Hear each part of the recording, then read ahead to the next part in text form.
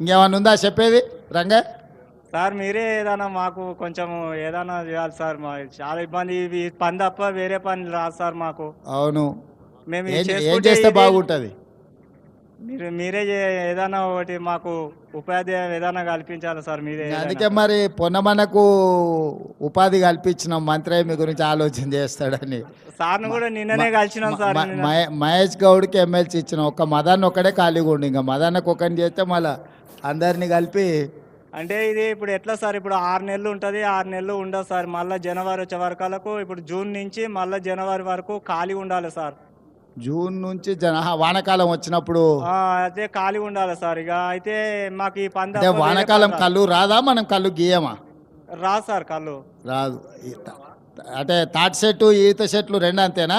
ఈత చెట్టు కూడా ఇప్పుడు నవంబర్ చలికాలం నుంచి స్టార్ట్ అవుతుంది సార్. అది ఈత చెట్టు చలికాలంలో.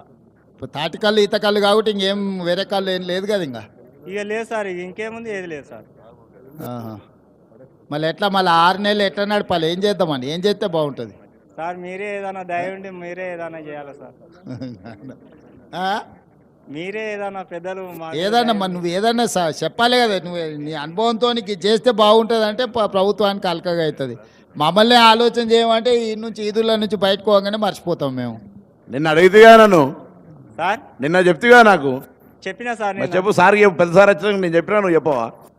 ఏగా సార్ ఏం లేదు, ఒకటేమో వనం పెంచాలనేది, చెట్లు పెంచాలి విరివిగా. దాంతో ఏమైతే వేరే చెట్లు పెడితే కూడా ఫారెస్ట్ డిపార్ట్మెంట్ పెడుతున్నారు, వాటితోటి మళ్ళీ రీయూజ్ మనకు ప్రాఫిట్ వస్తలేదు. నీవు పెట్టడం వల్ల ఫారెస్ట్ సురేఖకు వచ్చిందా మరి? ఈసారి వన మహోత్సవాలు పెట్టారు, అన్ని వేరే చెట్లు కాకుండా తాటి చెట్లు ఈత చెట్లు కూడా రోడ్ల పక్కన పెడితే బాగానే ఉంటది కదా, ప్రాఫిట్ వస్తుంది. మట్టం పెట్టొచ్చు అట్లా పెట్టచ్చు.